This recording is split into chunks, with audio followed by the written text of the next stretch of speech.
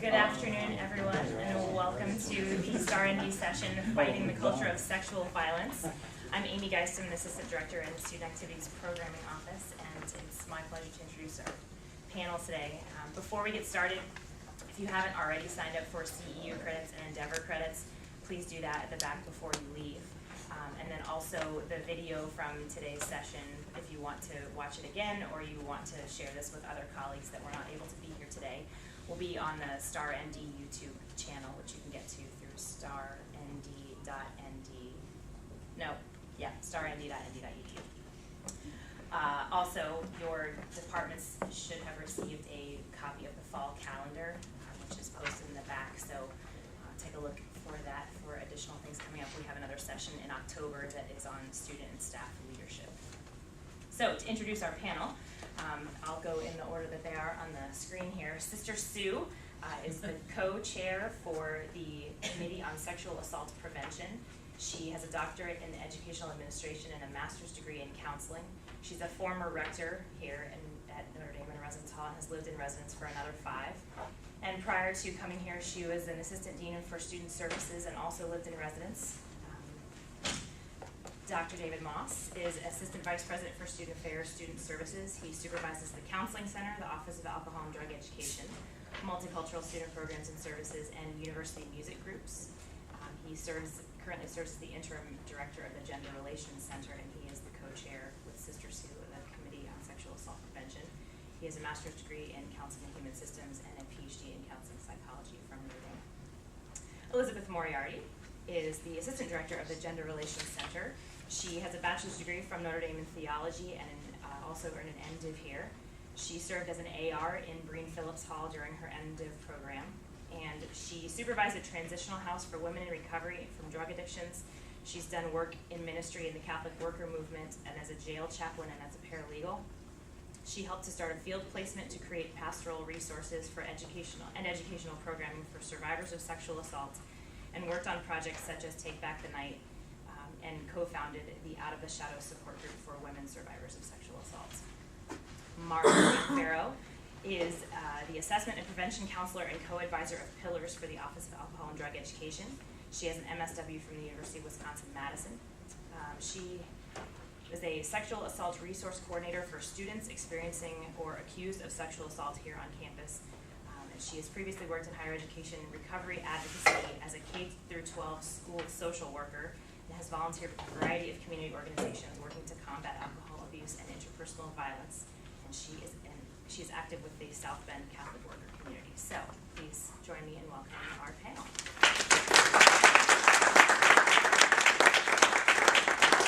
Thank you very much. I've been given the duty of starting us off, and I want to first of all say, could you go back? Oh, go back, sorry. That when we created this title, we didn't really think about the Notre Dame slogan of "What are you willing to fight for?" That they do on football Saturdays, as far as fighting for. And I thought to myself, how appropriate that one of the things that I'm willing to fight for, and one of the things that I hope that our whole campus is willing to fight for, is to end the culture of sexual violence, not just here, but in the community abroad. As we begin, I want to go ahead and unpack the title a little bit and talk about culture. Fighting the culture. What is culture? A set of shared attitudes, values, goals, and practices that characterizes an institution, organization, or group. How do we develop culture? From your own experience, how is a culture developed? This is audience participation. Yeah. It's oftentimes taught. It's taught by parents, The community. elders, leaders. Okay. Yes. Media. Media creates culture. Other ways culture is created? Habit. And another word for habit is? Tradition. Yeah, exactly right. Created by tradition. So I want to talk about sexual violence very briefly to give us a kind of a similar platform to operate from. And you all received this booklet, and you may already have one, but it is the information booklet on sexual harassment and sexual misconduct and sexual assault for our campus. And these definitions are going to be our operating definitions for this presentation, and they're taken straight out of this book, pages 2, 5, and 6, in case you want to take a look at those. So what is sexual harassment? Unwelcome sexual advances, requests for sexual favors, verbal, nonverbal, or physical conduct of a sexual nature. The end result is it unreasonably interferes with the individual's performance, creates an environment that is intimidating, hostile, and offensive, and limits participation in university activities. When I was an admissions counselor at Florida State University, before I had all the training that I have now, my supervisor was a woman. And I was at the copy machine, and she walked by and pinched me on the rear end. Ooh. Didn't have the training, didn't know. I thought I was kind of fine anyway, so I just couldn't do it. But the reality is that was sexual harassment, right? Okay, next slide. Sexual misconduct, sexual assault. Forms of sexual misconduct include, but are not limited to, sexual exhibitionism, prostitution or solicitation of a prostitute, peeping or voyeurism. This is a new one that they've added this year, sex-based cyber harassment. This just recently added to our harassment policy, which I think is an excellent thing to add. There are stories of women in the New York subway and other subways across the country where they would be standing, of course it's kind of crowded, and there would be kind of a sexual touching of a person, and that would be considered to be a form of sexual misconduct. Non-consensual sexual contact, sexual touching with any object upon another without consent. And of course, the most egregious form of sexual misconduct is rape or sexual assault, and that is sexual intercourse upon another without consent.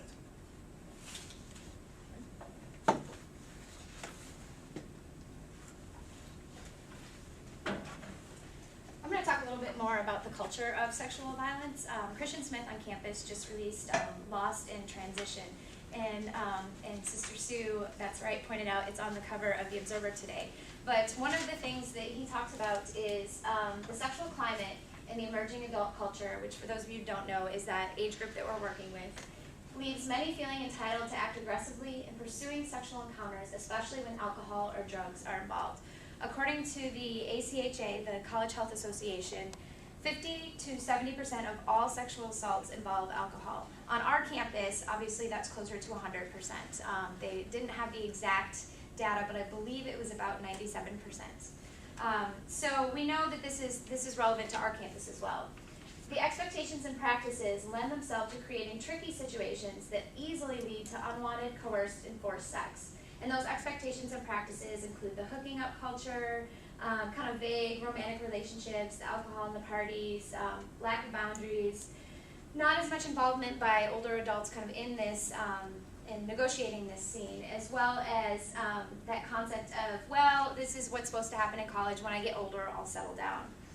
I was speaking to some students in my office the other day, and I had Elizabeth had loaned me a book about fraternity rape culture, and it's got a black cover, and one of the students, the female students, said, "Wow, Mara, you've got some deep reading over there." And I said, "Yeah."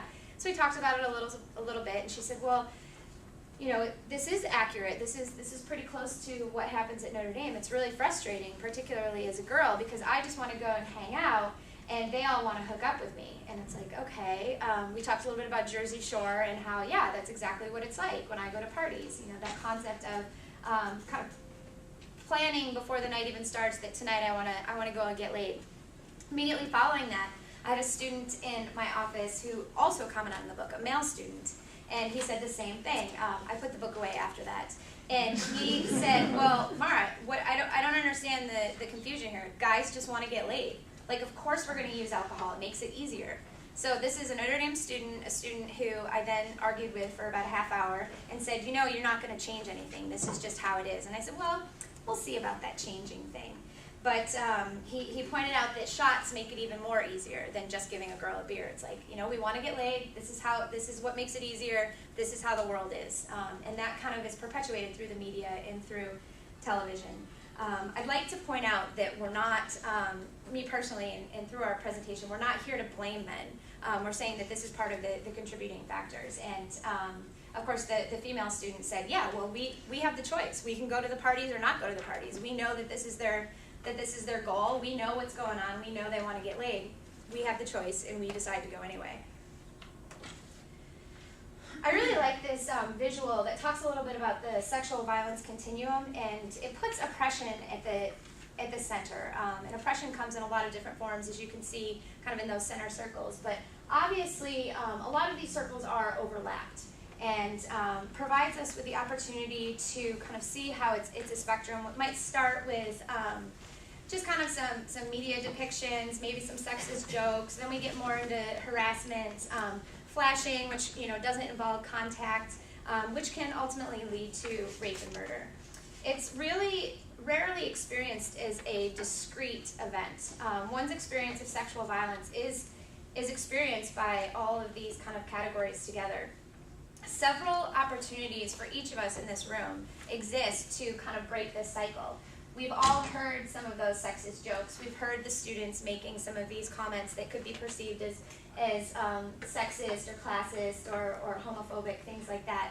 So it gives us an opportunity to have a visualization that this continuum goes all the way. So we might not think, well, correcting a student when they're making some of these sexist jokes isn't going to stop rape, but it helps to create a cycle that, again, can lead to healthier attitudes. So it is important for us when we feel it's appropriate and when we're able to gently challenge some of those things. The offhand comments about weekend activities or things like that are great opportunities for us to just kind of step in, again, as that adult presence.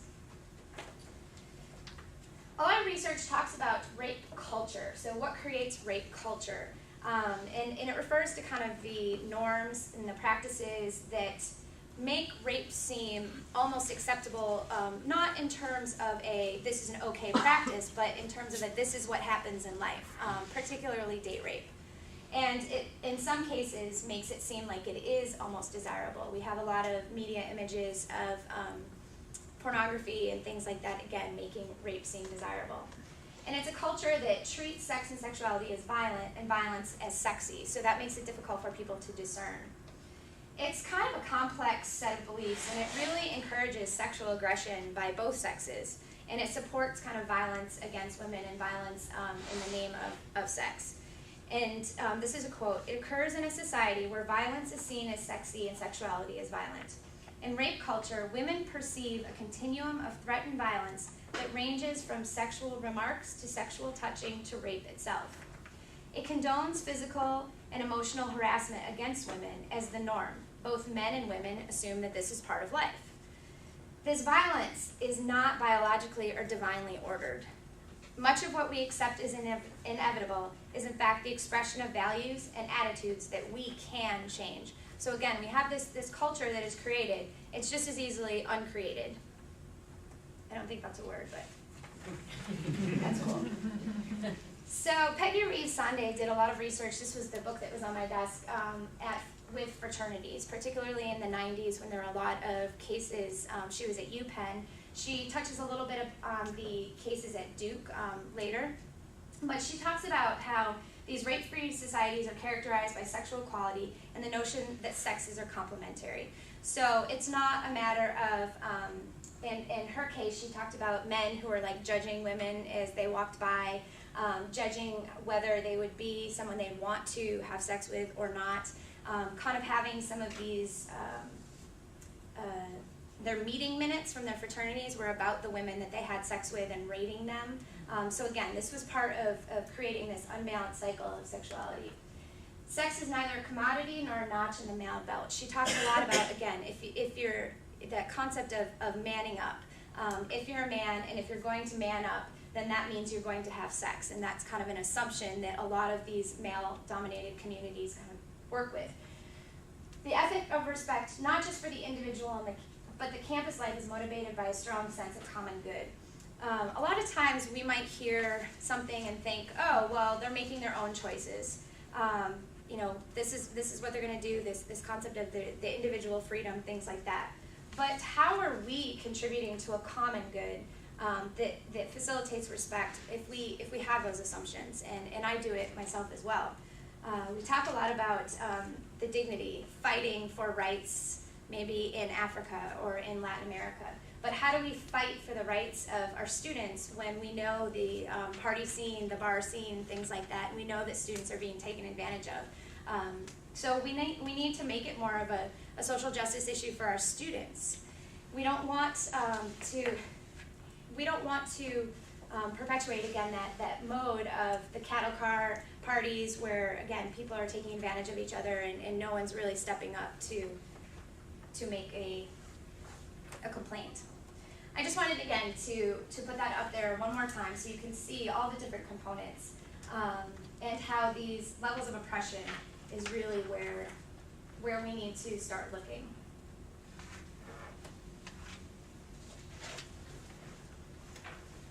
They left the nun in charge of the mission pieces, and probably by this time looking at that circle of oppression. We need a little uplifting and grounding, and I think we always have that here at Notre Dame in the spirit particularly of the founders of this wonderful university and the founders of Congregation of Holy Cross. You have the more lengthy version of a piece from Father Basil Moreau's Christian Education, a piece from the Notre Dame mission statement, and then another section that is particular to the Student Affairs mission.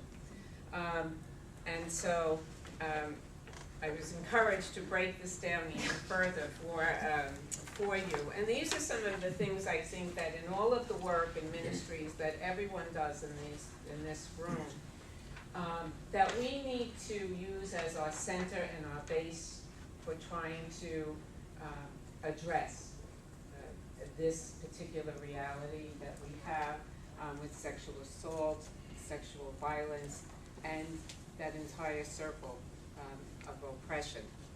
Some of the things that we would find in Moreau's Christian Education is that there is this call for the formation of the hearts of young people. That was the very reason for the founding, for the brothers, the sisters, and the priests. And that one of the things he says that I hope no one ever gets tired of hearing, in spite of all of our emphasis now on research, and that is that society has greater need for people of values than scholars. A time and he wrote this how many 100 plus years ago, that it is a time when worldly and unchristian values produce confusion, to say the least. Just listening to the first couple of speakers, I think particularly Mara, we get that sense. You know, once in a while I just try and stay as with it as I can, just living in residence in a hall. And so surfing the channels and getting a little handle on Jersey Shore is just a whole other world. And I'm a person who goes every year to the Jersey Shore for a retreat. I assure you it's nowhere near that town. In fact, it's an alcohol-free town, and there's a retreat center there. And needless to say, there isn't a college student to be found the entire blessed week of the retreat. But it is just amazing the bombardment that our students and young people have in this day and age. And so we can have hope, I think, in that Moreau identified the same type of time in his time, a time of great confusion for young people. From our own university mission statement, which is also, the whole thing is pretty long, you know that we pride ourselves on being an environment of teaching and learning that fosters the whole development of students, right? And that the aim is to create a sense of human solidarity and a concern for the common good. That sense came up again. And that what we're called to foster is formation of authentic human community. But there are a ton of rectors here present who can speak to the experience of this. But having those conversations with students about being real and being who they really are, and what happens when alcohol gets mixed in with that, and a weekend, and a society, and a culture. I don't know if any of the rectors wish to speak to that, but back in the day, and that was 5 years ago now, that certainly was a conversation that came up more than one time in a Come to Jesus meeting over in Lions Hall on a Sunday afternoon when all of our minds were back on page. I don't know if anybody has anything that they want to comment to that, but sometimes the poor decision making because of the use of alcohol, it is just extraordinary with a group of people with those SAT scores, with that AA, AAA personality to strive, to succeed, to get the degree from Notre Dame. The pressures that play into some of their poor choice making is just an extraordinary thing to experience. There is light at the end of the tunnel for a lot of them, but there's also a lot of unnecessary pain, anxiety, and suffering that they cause to themselves and to others as a result of some of those decisions. Our challenge, particularly in student affairs, is to try and create an environment in which our students can really integrate the various components of their educational experience to become a whole and integrated person. That's the same theme that can be traced all the way back to Moreau, and it continues to be our challenge today. And to offer the highest quality programs and services, which we try to do in every and any way, and all of you who are here present contribute to those efforts. We have an extraordinary road that we continue ahead of us to try and address this particular issue in our cultures because of what stereotypes, what male athletes are supposed to be like, what the typical Notre Dame student is supposed to be like, what success is like, trying to work with students who want to be here not for anything that has to do with our mission and goals, but to get the degree. That's all they're interested in, and who they kind of take down and shoot down and bring down along the way is not their concern, but it does need to be ours.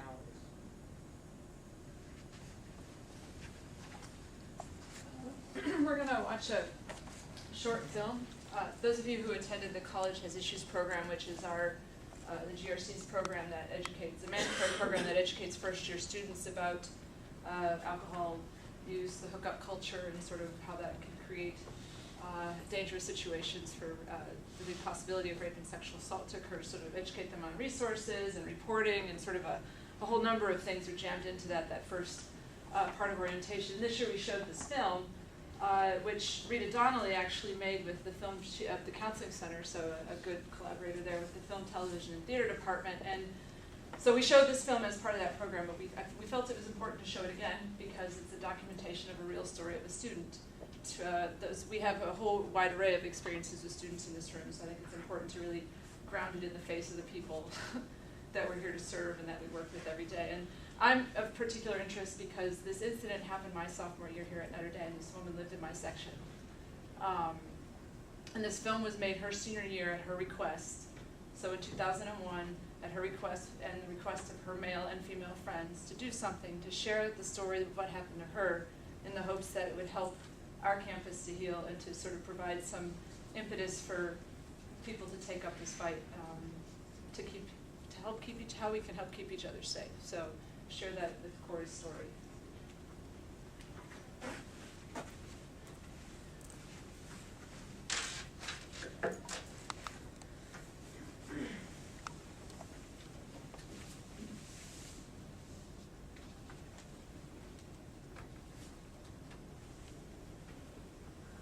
2 months into my freshman year, something happened that changed my life forever.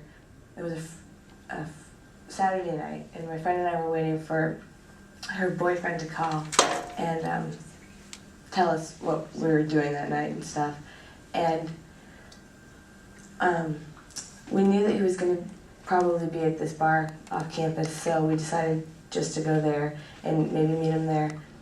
I don't know, Bridges was in full swing, and for those of you who don't know it, that means, you know, bodies press up against bodies. You can't, if you're dancing, you're maybe moving your head because it's all you can move. Beer spilling, people grinding, all the, you know, crazy bar scene. Her boyfriend and John lived in the same dorm, and he was really, really drunk. He like laid down on the sidewalk and peed in the bushes, and they thought he wouldn't be able to like get up to his room safely or into his loft okay. So they said, why don't you walk him upstairs and make sure he's okay? And so I did, and just it's in my nature to help people. I'm not gonna, I don't want people to get hurt. I think that it's, we see the big Golden Dome, and, people become enamored with this place, and I think everybody's wonderful. Well, we have a few people who aren't so wonderful. Unfortunately, that they do end up here, a few. And so I walked him up to his room, and I never intended on staying, but after I thought about it, I decided I was just gonna sleep on his couch because it was 3 o'clock in the morning. I didn't want to walk home by myself at 3 in the morning, so I thought I might get hurt. He started getting ready for bed, and he put in a movie, and he came over and laid down on the couch and started kissing me and stuff, and I didn't want it. I said no right away, and he just kept going further and further and further. In the middle of the week, she kept saying, I need to tell you guys something, we need to talk. And then something, people would come in or something would happen so we didn't find out. And we talked about, we were like, I wonder what's wrong with Corey. She has something. And we kept trying to think, what could be the worst thing. And we actually had said something, along the lines of rape. And they were like, no, that couldn't happen, that wouldn't happen. He was really drunk at this point still, and he was walking around flexing his muscles in the mirror before he came over, and just being kind of weird.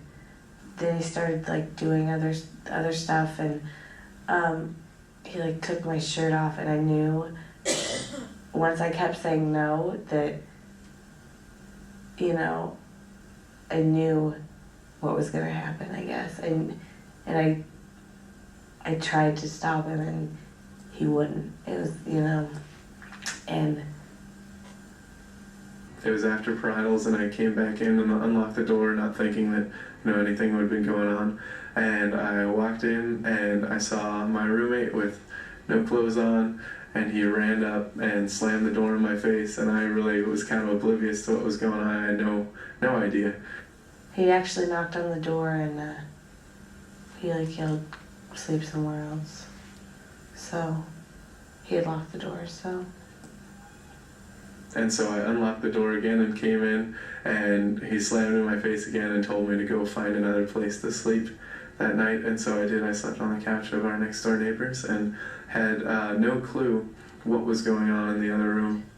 He proceeded to rape me for over and over again, in many different ways, for over 5 hours. And at one point, and I said no over and over and over again, and I begged him to stop, but he wouldn't, and he was much bigger than I was. I was raped repeatedly, and orally, vaginally, tempted anally. So I didn't scream because I was so scared. I didn't know what to do. I was literally paralyzed with fear, which I didn't know what that meant until I was in this situation. And I kept saying no and asked him to stop, and he wouldn't, and he just kept going. And at one point, I passed out, fell asleep, I don't know. I just wanted to be out of the situation, I'm not exactly sure, but when I woke up again, I woke up to him raping me again. And the way he looked at me, or didn't look at me, was just disgusting. It was like the worst thing ever, and I basically just wanted to like I disconnected from my body, you know. I just laid there and I was nothing, and he held me down. I was like helpless. Unless you're in a situation like that, you don't understand how easy it is to be scared and how you just want everything to stop. And you know, a lot of the times what'll happen is people will literally like, and this isn't uncommon, while it's happening, you kind of like float out of your body. It's called dissociation, and it's a very, very difficult thing to have to experience. But while you're dissociating, you're not thinking about anything at all.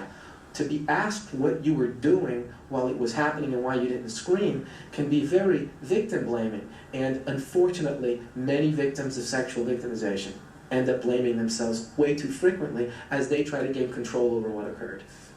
I was scared to do anything. I didn't know what was going to happen to me. If I had screamed, I could have gotten in trouble. I shouldn't have been in the dorm anyway.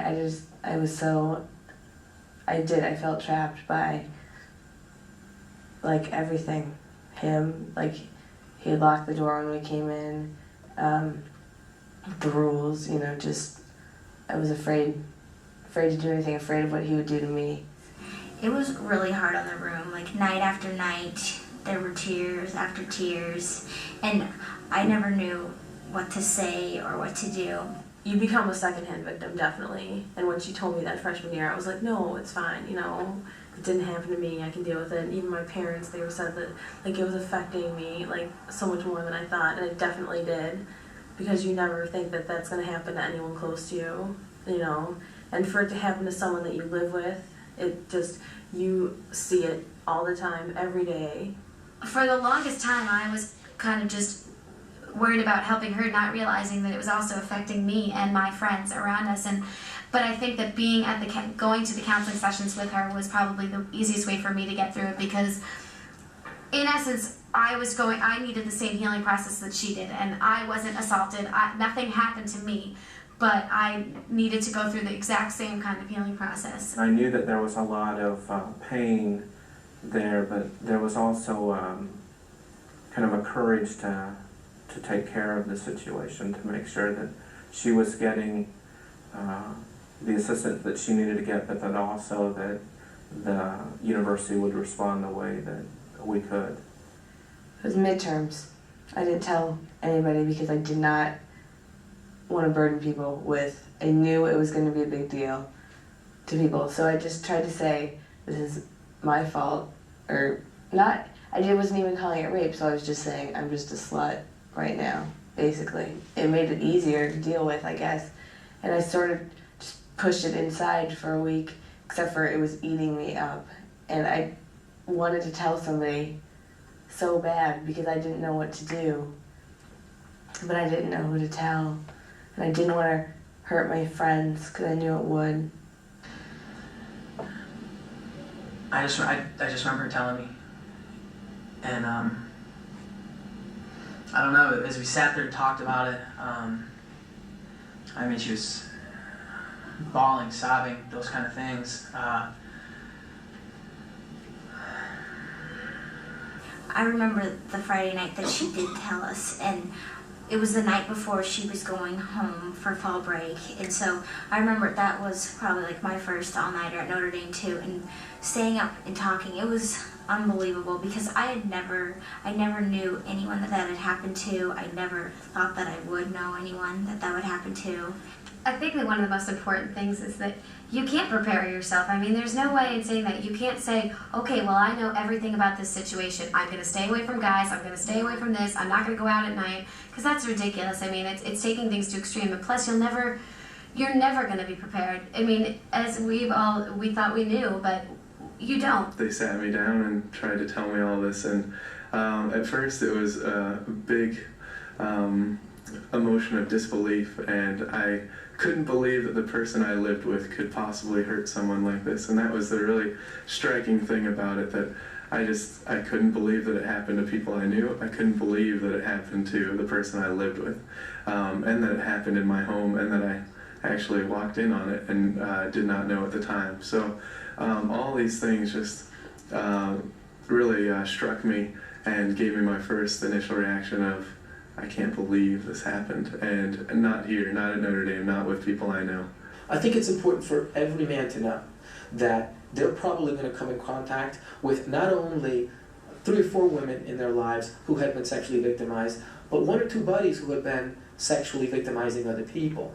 And the aim here is obviously not to ream men. That's not what this is about. What it is about is making sure that everybody takes responsibility in how we take care of ourselves and make sure that we do not violate the space of other people. Whether you're male or female, you need to respect other people's space. The thing is, we live in an aggressive world. Notre Dame is a very, very aggressive place as we compete for different things.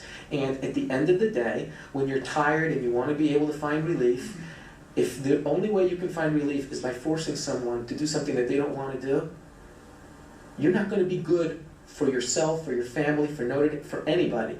What you want to do is you want to ask yourself, what is going on that I'm not managing my stress well enough, that it consistently leads me to behave in ways that are self-destructive? From drinking too much, because alcohol's 99% of the time it's going to be in the picture, to forcing people to do things that they don't want to do.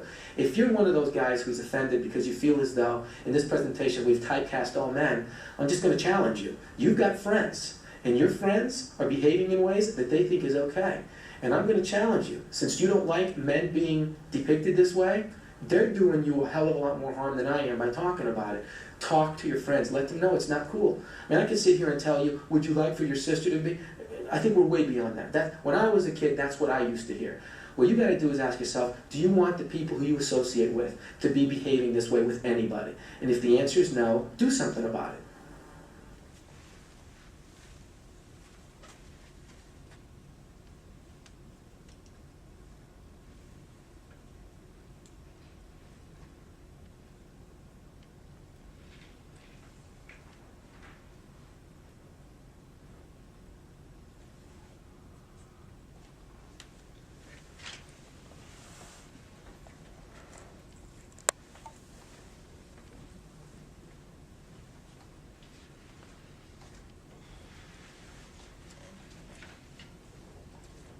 I think so often in our experience here at Notre Dame, we have a sense that stories like that don't happen here. And I wanted to give you a sense of what has been reported on our campus. We don't have this year's stats through NDSP because those will not be complete until October 1, so we have to wait to get those complete stats. But last year, there were 7 cases of sexual assault or cases involving sexual assault that went through residence life. In 2008, 8 cases in DSP. In 2009, 2 cases. What is your, any reaction to either the video or these stats from your perspective as far as what you see or what you've experienced on campus? Yes. Well, I have a question in the fluctuation. It seemed that it was, I guess, high according to our numbers in 2008, and then they dropped in 2009. Is that due to a lack of reporting, or is that reality? What's really going on? It's hard to say. Can't really make a determination on that. How are we in regard to universities across the board? Compared to other places? In terms of reporting cases, Mark, do you have any information on, in terms of reporting cases, I think that we all know that about 5% of rape cases are reported across the board. So regardless of who you compare yourself to, we all know that they're underreported. David and I were at a workshop, a conference on the national level last week on sexual violence. And one of the sessions that I sat in on was, I was particularly interested in Duke and some of their outreach efforts to lessen sexual violence on campus. I think they reported, I'm not sure what their undergraduate population is, but I think they reported in the year when we had the report up to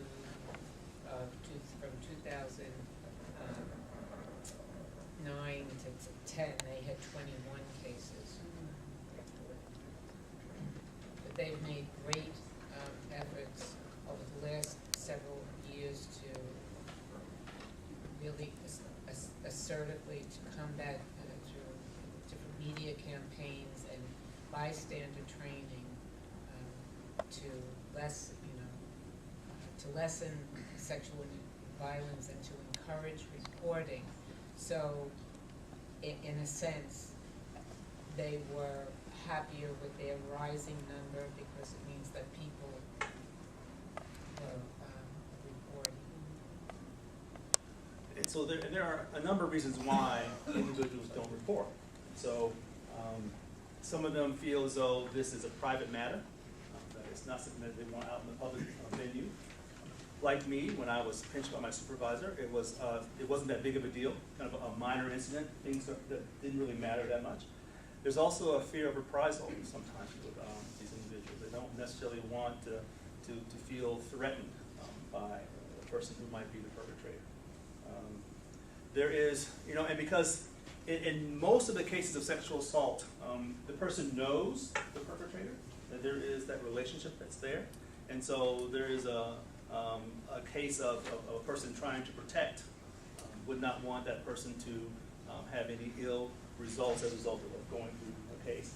And then many times it's just a lack of proof, that there isn't that proof there. And so they don't want to proceed with the case if there isn't going to be a positive conclusion for them at the end. And then there's the issue of blame. I mean, when a person might agree to a certain part of the sexual activity before, and then all of a sudden have a change of heart and not want to go any further, and that a feeling of guilt, a feeling of blame will also involve, be a part of that process. And when you add alcohol to that as well, it also makes it complex and very convoluted. Well, what are other places doing in terms of trying to fight the culture? I did a little research over the last week to kind of see where other institutions were, and I have to say it is all across the board. I kind of narrowed my search to kind of the top 20 institutions in the country, and a place like Vanderbilt, for instance, who is kind of the 17th ranked institution, they have not as much as one would like. As a matter of fact, I was a little disturbed by the lack of things that I saw in terms of the services they provide.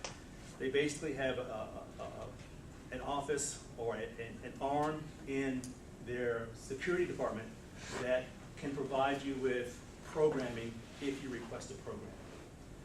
A place like Georgetown, on the other hand, they actually have a sexual assault service coordinator, a person specifically designed to handle these types of cases and these types of queries for information and resources. The best that I've seen, though, would have to be Stanford. Stanford is amazing. If you get a chance to look at their website, it is full of amazing resources.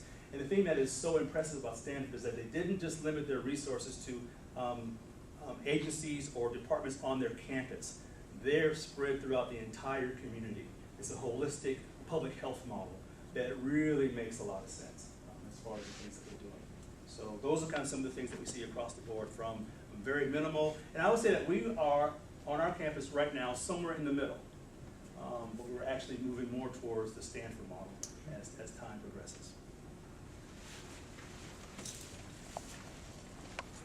So I was asked to talk a little bit about what we do at Notre Dame, and that would of course start from the Gender Relations Center, which is where I work. But I would like to say, I work at Notre Dame in the Gender Relations Center, is that we don't own the education efforts. In fact, this week I've had a number of conversations. For example, the Men Against Violence group, which is a student club that grew out of the Gender Relations Center, has talked about some events that they want to do. They're going to do a collaboration. They were asked by Residence Hall at St. Mary's to come over and do some education about dating and relationships and party culture, and they're going to go volunteer to be a part of a skit that some students at St. Mary's are doing, and they actually asked me to help construct that with them. And I've had multiple conversations this summer with Chris and Toby, for example, about thinking about race and gender issues and violence, and sort of thinking about some of the cycle of oppression that Mara illustrated, like the other sort of steps to what happens till we get to a violent culture, and even to a level where Mo and, I forget your name, I'm sorry,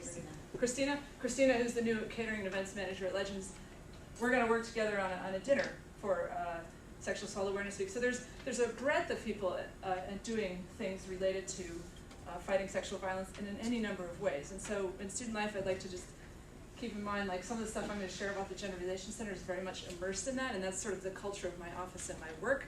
But there are pieces for all of us, and I think rectors have a very unique perspective sort of in the middle of this, both the male and female rectors. Another frustration that I have, so I don't want you to think that, because I really think the next step of the GRC and sort of its new ongoing transition is not, we've had to spend a lot of time as a startup office sort of justifying our budget, our space, our pretty walls, our furniture, by doing things and really serving students. And so we had to do a lot of stuff. And I think the next movement of the GRC is to really be a conduit for this cultural conversation that we're talking about. So when I say we're partnering with all sorts of people, I really mean that. So you're going to see a lot about what we do because that's how I spend my time. But I think the next movement is going to be how do we as the GRC help other places do what they need to do. And for example, I had Pete McCormick, who's a Holy Cross priest and rector in Keogh Hall.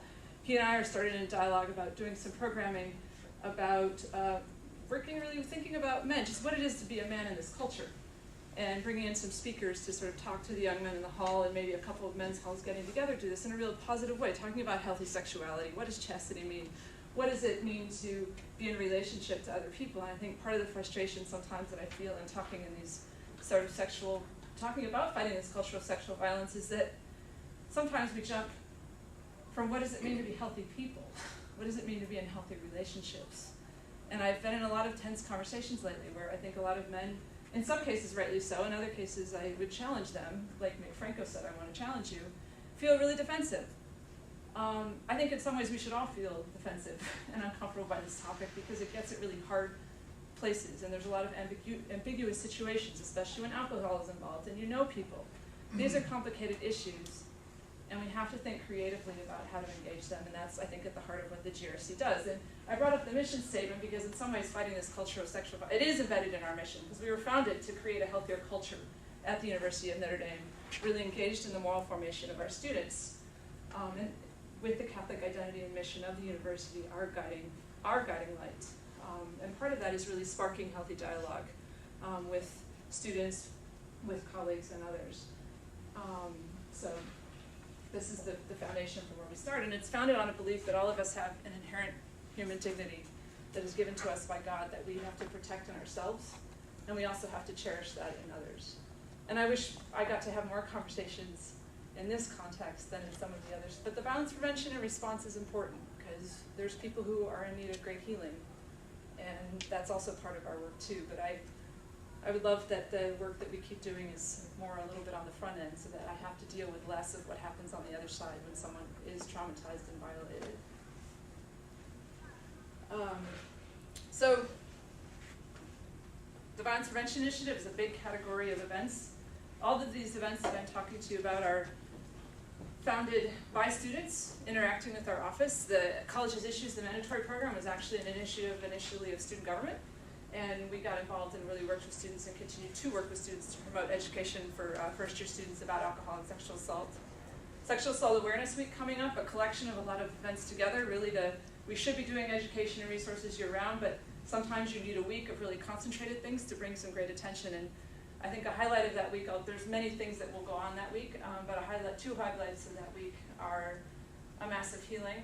Father Paul and Dylan Hall have been gracious hosts of the last few years of 10 o'clock Mass that we have a special liturgy to sort of really call to mind the people who have suffered in our community and an anointing of the sick.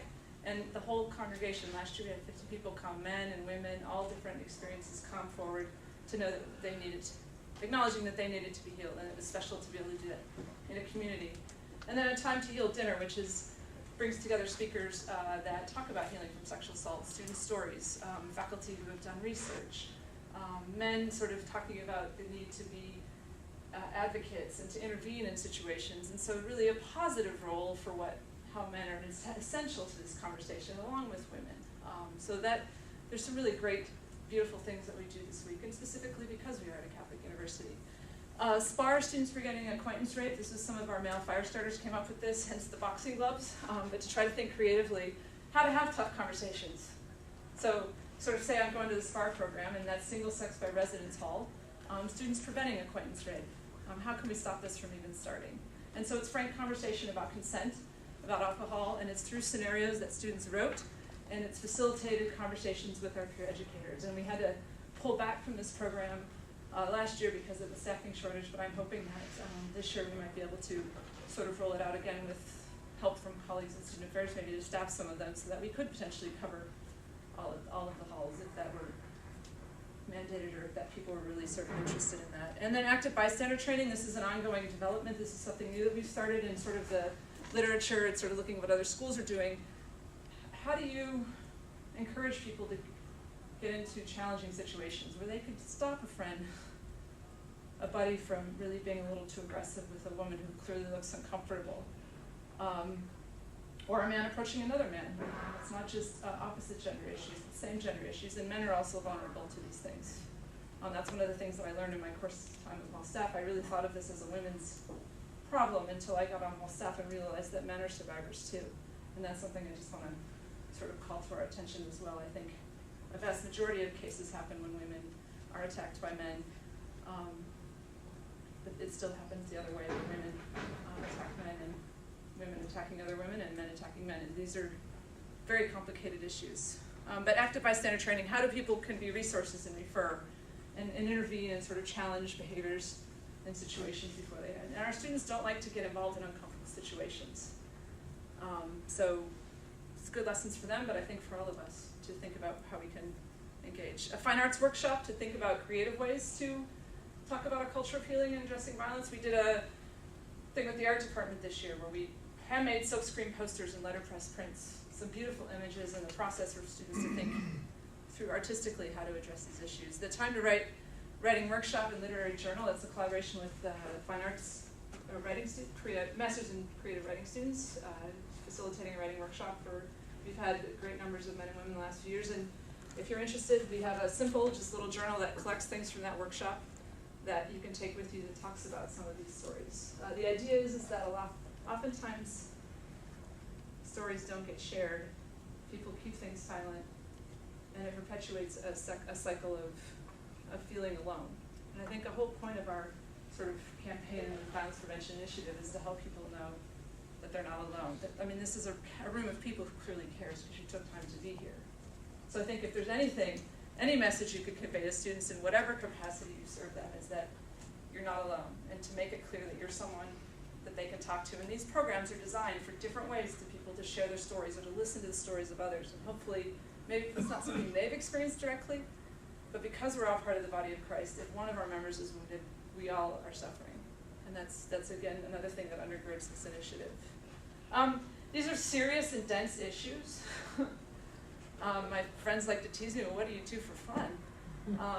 And I said, well, it's not that hard if this is some of the stuff I'm dealing with during the day, but the students have a lot of vivacity and their creative spirit, and I think that needs to be celebrated too. And I think we need to celebrate our commitment to fighting these things and the fact that great healing has come and that we are involved and we are educated, and so celebrations are needed. So a festival on the Quad that we like to do towards the end of the year.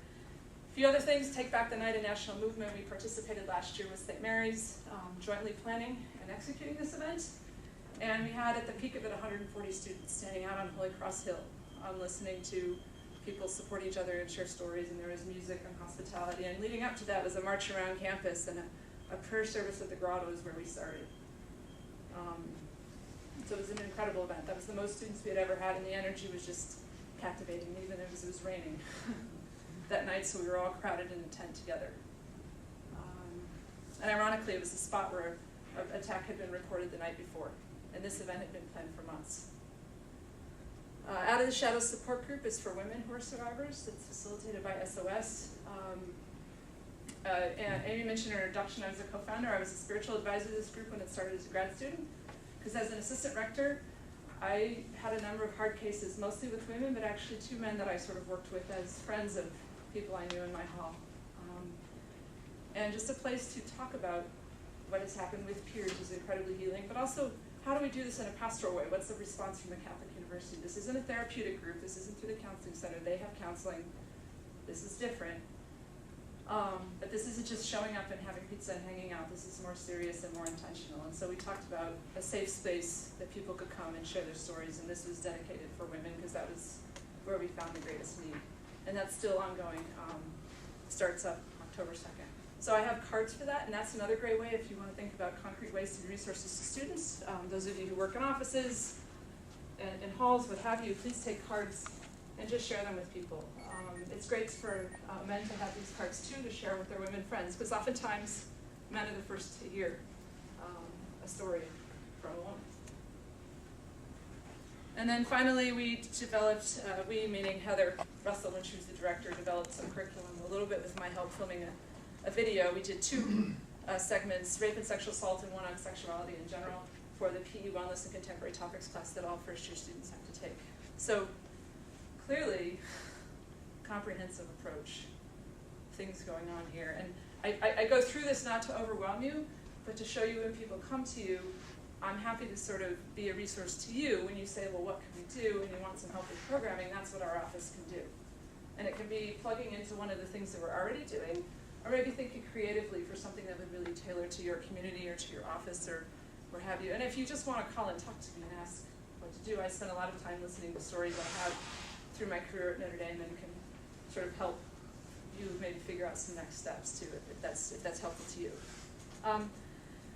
But there's all these other offices, and I think one of the challenges for us moving forward, and one of the exciting things, especially working on the Committee of Sexual Assault Prevention, is I think in a lot of ways all of us get used to working with our heads down in the silos. So I'd like to highlight some things that are going on with other departments to address this. I'm not going to spend a lot of time explaining them because I don't know them so well, but I'd like to show you that they're not just things in the GRC, but in other places. Residence hall staff has been getting more consistent training. I think there's a lot of ways that that's going to keep growing, but presentation to hall staff training, follow-ups with ARs and RAs, and rectors doing some educating in the halls this year about the new policy changes. So a lot of work. And I know some of you rectors have heard various permutations of this presentation now for 3 or 4 times. But we all can keep learning and picking up new things. So I commend you first for being here and being a part of this conversation today. And DSP does a ton of education. Carrie K. Shibata is big behind this. Phil, Dave, I mean, everyone on their staff has to contend with this. But they do a lot of education, actual self-defense courses in different ways. They do programming on safety techniques, residence halls with athletes. They go out into the community. They do a lot of promotion of information to really in the process of risk reduction to help people make healthier choices based on different crime statistics and things are going on, and when there's a campus alert going out, they do that too. So I just want to highlight that. I'd like to just introduce briefly Sarah Smith and Mr. Keith Embray, who are here. They are the staff of the Student Welfare and Development Office. Keith is the program manager and Sarah's the program coordinator, and they spend so much time working with student athlete welfare and development and have done a lot to really grow the curriculum that student athletes can get that can kind of be tailored to their schedule and a lot of the unique issues that they face. So tons of things in different seasons with all the sports. All the first-year athletes get a sex signals presentation. Alcohol and drug awareness that address this is the hookup culture. So as you can see, pretty comprehensive list of things going on. And I'll turn it over to Mara to just say a little bit about OADE. But before I sit down, I just want to say, like, there's a lot of room for growth. The quality of some of the things that I know, I'm involved in the GRC could certainly stand to be improved. But I think we're on our way, and I think I invite all of you to think about. I do programming, and not all of you do programming, but just at any point, if you could say things like, "I support you," "You're not alone," to challenge language and to keep doing that in the small ways. The programs only make sense when we start doing those small things and those simple communications. So I affirm that, and I welcome conversations at any time to help expand the things that you're involved in. So thanks. We want to have lots of time for discussion, so I just want to go through this list very quickly and say that at the Office of Alcohol and Drug Education, because these 2 issues overlap so significantly, we spend a lot of time highlighting the dangers when we're talking in prevention programs and encouraging safety planning, being aware of your situation. Again, stepping up if you see something that's not feeling right. We work with our Pillars peer educators to do some of these presentations in the dorms. They also have received some specific training about sexual assault prevention and helping them to understand again how to respond if someone comes to them and says this has happened. Not again in a therapeutic way, but in a peer related way, so that they're not perpetuating the cycle. We also work with the RA trainings, whether we have a student who has violated the alcohol policy or if they're there voluntarily. Again, this is an issue that we're going to cover with everyone, from prevention, safety planning. And so these are, again, some of the ways that we do that. We also have some specific literature and some specific programming around the hookup culture and how this perpetuates more violent actions. So this is our interactive portion as well. Some of what we hope that you're able to consider is what your role, what your resources. We're going to go through a few more of those, but also some ways that you can appropriately challenge some questions that you might have, and some more discussion.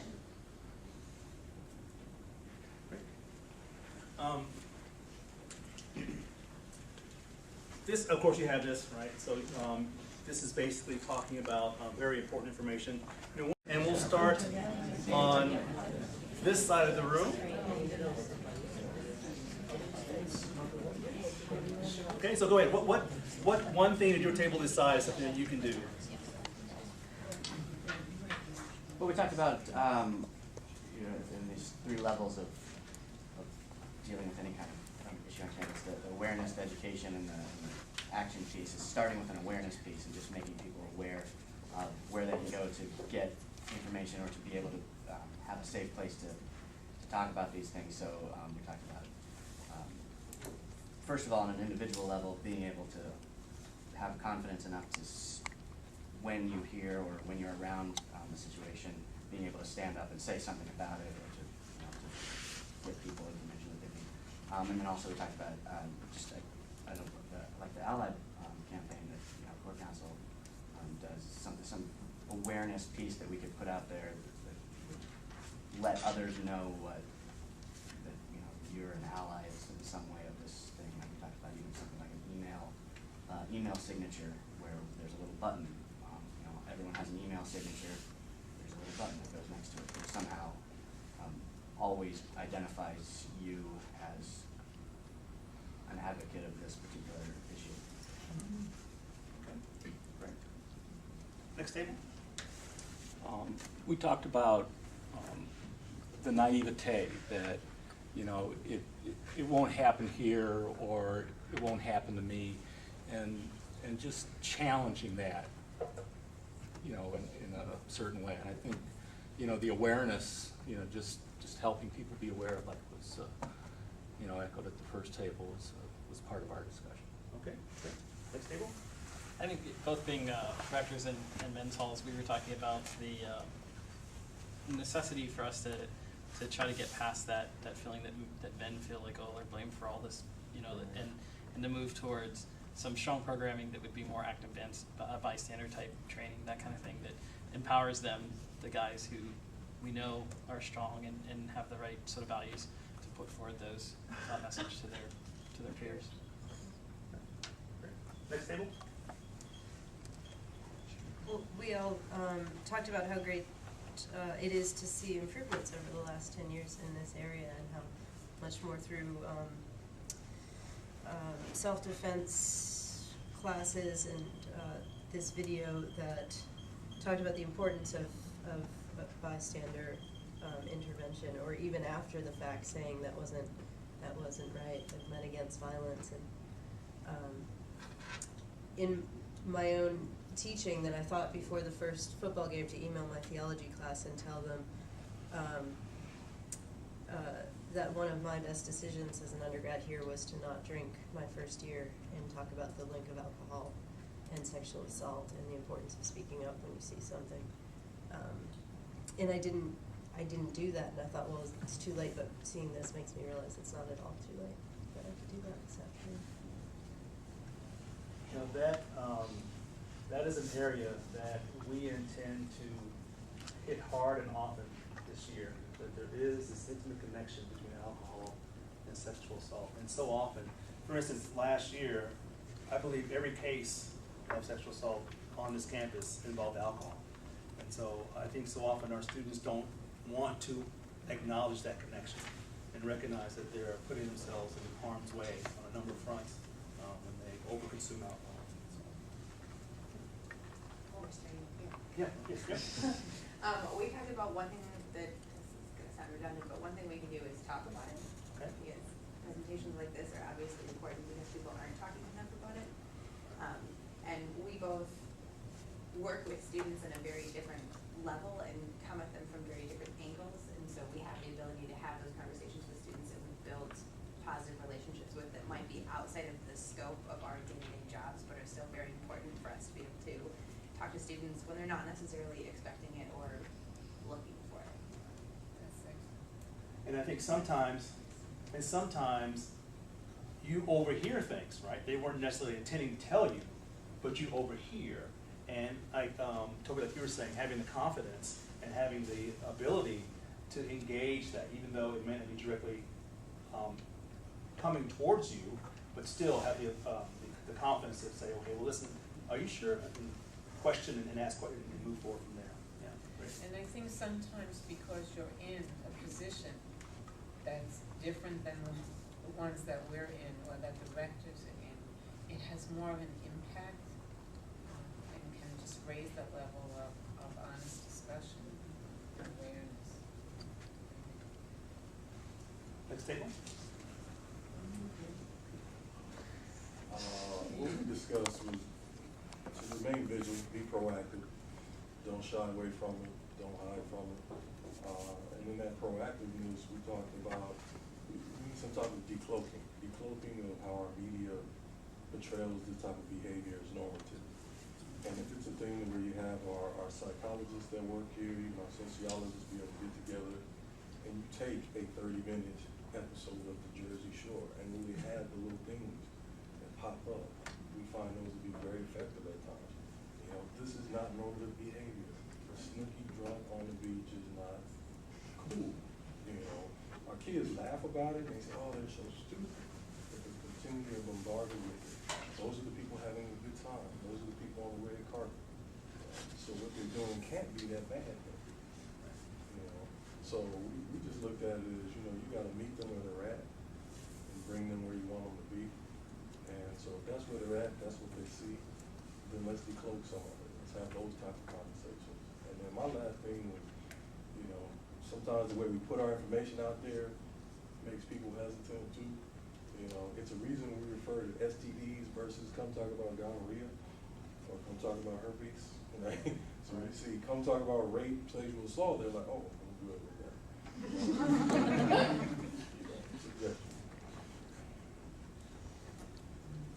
And being proactive and getting it out there, you know, sometimes you may need to be a little risky, take a risk, say some things. You may see Dr. D, the GRC, in the Observer. I mean, that was something that we came up with.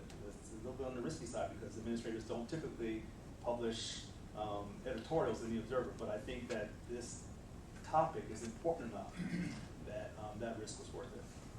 One of the groups that we saw last week had this very simple campaign on T-shirts that said, "Got consent," and then there was a slogan on the back, so we were like, Does everybody good, right? Yeah, does everybody good. Yeah.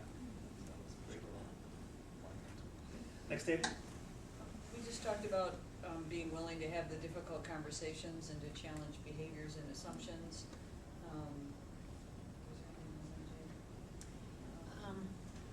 I think reinforcing that all of us have rights and that boundaries are an okay thing and that they need to listen to their gut reaction and trust that. Next table. Well, ours is generational, okay? Back here, it's kind of ditto with a lot of other people said, but really talking to students about being commonsensical in their decisions. Back to the old school, for those of my age group and over, whenever you went out and you set your drink down, you don't pick that drink back up when you come back to the table. Because some of the things that you're doing, you're making yourself vulnerable to these activities and doing things in groups. So don't isolate yourself, even though you're thinking you're doing something for the common good of someone else, but you're also putting yourself in jeopardy. So really getting back to the piece about good old common sense. We're working with highly intelligent students, and a lot of times common sense does not factor into that. So really challenging them to go to the old school ways, which are good sometimes, about looking out for yourself. So if you go to a party in a group of 3, you leave in that same group of 3. Up here, this table here, top front table. Well. Feel free to repeat if that's what you came up We with. did So. kind of repeat. We talked about the need to be an informed employee to pass the information on when it comes to a point where the information is needed. And I shared with Leanna a personal experience. I worked nights at the student center, and there was a girl that clearly was afraid to leave the student center with a male companion. And I took her aside to the bathroom, and we texted her roommate so that she felt safe in going home with the roommate. So when I heard, when I found out about this, reaching out to bystanders, how they can, I didn't know about that program until this happened to me, and now I'm here. And I think that some of my coworkers might be interested in that too, that work nights at the student center and will be able to recognize situations. Right. Need eyes and ears everywhere. Next table. We talked a little bit about bringing down barriers in the conversations. So, we know that it happens. We know that it happens, and how do we create and foster an environment where the women and men are not afraid to talk about it? I don't know what the answer to that question is, but we know what happens, and how do we help them? We can't help them unless they talk about it and talk to us about it. So, how do we develop those relationships as leaders in student affairs, and how do we create opportunities for our students to feel comfortable, to be able to approach and to be able to have a conversation without a fear of guilt or a fear of being judged or whatever. So the other thought that came to me when we were sitting or talking, listening to everyone talk, was how do we be proactive also? So, we have conversations, I know I have conversations with my women in my hall about, know what your limits are before you go and tell those limits to other people. So if you're gonna go out, you go out with your roommates or your group of friends, clearly talk about on the way to whatever event, what you wanna do that night, how late you wanna stay, are you gonna have a drink, how many drinks are you gonna have, what are you looking for to get out of that night? And then you can, then they can mutually support one another. So if someone goes out and says, I wanna be home by 1, and I'm only gonna have a drink, and she starts losing that control, the others can kind of help step in and do. I joked with my girls that I know when I was in college, we had a signal amongst my girlfriends of a bottle of water, and so when somebody was starting to push the limits of what we knew they wanted to do, we would walk up and hand them a bottle of water, and that was an automatic signal to us of, whoa, where am I at? What am I doing? And it would kind of slow it down and stop it. So just having the conversations ahead of time.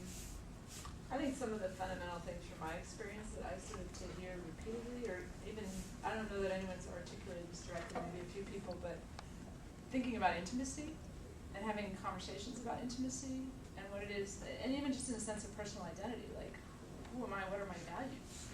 And talking about that in the face of these confusing messages. And it doesn't even have to start off with having to do with violence and sexual assault, because a lot of it has to do with when you're in a situation where you're feeling pressured to go beyond your boundaries in a sexual way, that you can say that, and that someone, then the person you say that to, can hear that.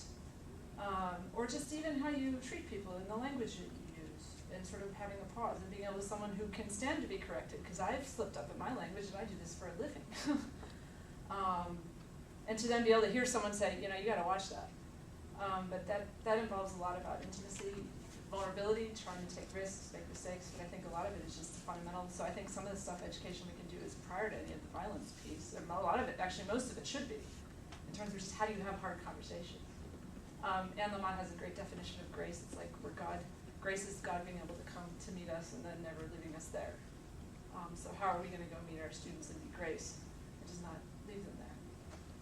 So I think that's And it can lead, I think, either at the peer level or facilitated by someone like, those harder conversations, the ones about, well, what is it about yourself that you feel that unless you have a buzz on or beyond, Yeah. that you can't relate to members of the opposite sex, that you're not feeling, self-worth. And to Elizabeth's point, I mean, how great would it be for our students to have that kind of conversation in terms of physical intimacy?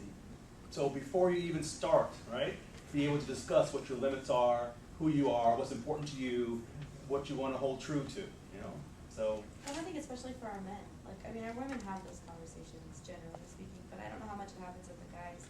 And it's that idea of using positive peer pressure.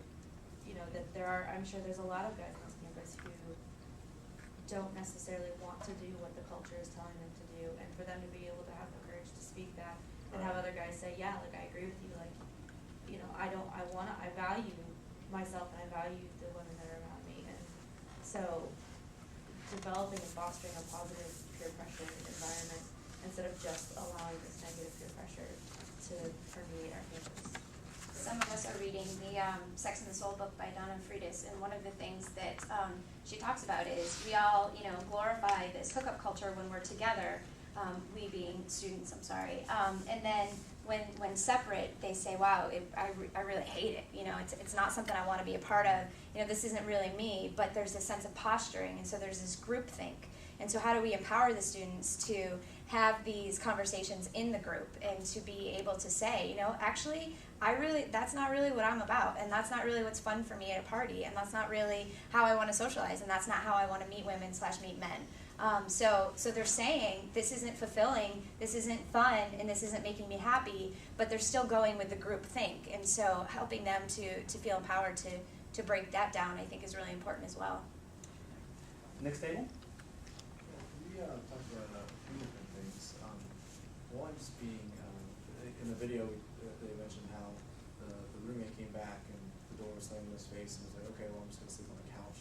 And that's something that we've both seen before, that's happened. And again, kind of realizing that it's, that's not okay.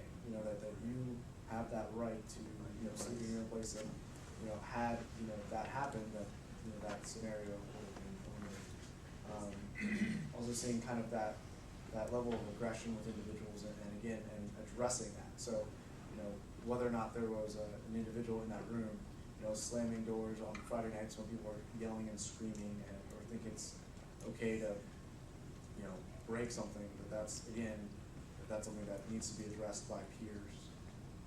The students I've talked to call that being sexiled. Anyway, last table. Anything you want to add to the conversation? I don't think we necessarily have anything new under the sun. I think we just want to echo that here at our table, we really believe just honest conversations, getting men and women together, talk about this. It's definitely necessary. Well, that is our goal as Student Affairs, and of all the division, the entire division that we represent, we really want to have substantial conversations that matter, that are intentional, that are focused on the healthy side of relationships. And so we will be calling on each of you to help us if we could enlist you in that endeavor. We cannot do this as an individual or as a single department. It's going to take all of us working together. And I think I would not have taken on the role of interim director of GRC if I didn't think that we could make some significant inroads on a number of different fronts on this campus. We have 2 minutes. Do you have any questions that we can answer, or any final comments you'd like to make? Yes, Father George. Was that movie Corey shown? It was shown originally in 2002 to first-year students. They filmed it in 2001 at Corey's request and her friends. They, together with Rita Donnelly, felt that they asked if they could do something for first-year students. So it was originally shown in 2002, and then it hadn't been shown for a while, and we were looking for a personal element, and so we brought it back with Rita's permission. We don't have anything more current because it comes with the ability. So they just sort of college has issues. College has issues. So it was shown to freshmen, and then it was shown again to all the freshmen this year. Because I don't think the staffs were showing that. No. No. If you were a staff member at that College Has Issue, you would have seen it, but the staff wasn't shown it. If you want to show it, we have copies that you can use. Oh, Yes. Along with that, there, when we were talking about the self-defense class, security has a great kind of scenario similar that it's a, they show it at their self-defense course, but after reviewing it, it was like, this would be perfect for freshmen, especially men, because it emphasized, one, how alcohol heightens your vulnerability. The second was emphasizing no means no. And the third that and this is why I thought it would be great for freshmen, was the day after showing how it affected the female, but also the guys. And one of the guys was, that had done this all was talking to his friend and saying, and his friend was calling him out saying, dude, that wasn't right, rather than high-fiving him for scoring, you know. And I think, you know, that's what point I took away was, you know, that should be shown, because that needs to be emphasized more than, you know, David, I have a question, just because I don't, you know, with Indiana law and alcohol, technically there's no consent from the female. So how is that being addressed in regard to the hookup situations and stuff like that? Because under the law, they're not consenting. Well, I think each situation is handled separately, but the reality is whenever alcohol is involved, there is muddy waters when it comes to consent. And there is no, in terms of going through the system, they take all the the circumstances into consideration. And alcohol is one of those, as well as other things that happen throughout the course of the evening. And my message to students on campus now is, you know, if you are thinking about in any way, shape, or form having some type of physical activity, whatever that might, there's a full range of that, right? Whatever that might be, alcohol should not be in the picture. That you cannot have both this idea of overconsumption and the idea of physical intimacy with an individual, because you really are walking down a murky water, a murky path that could end horribly. I had 5 things on my list here that I wanted to make sure that we covered, and you all covered every single one of them in your comments throughout the room. So thank you for all your great comments, and I think that we have a good platform from which to move forward. Thank you very much.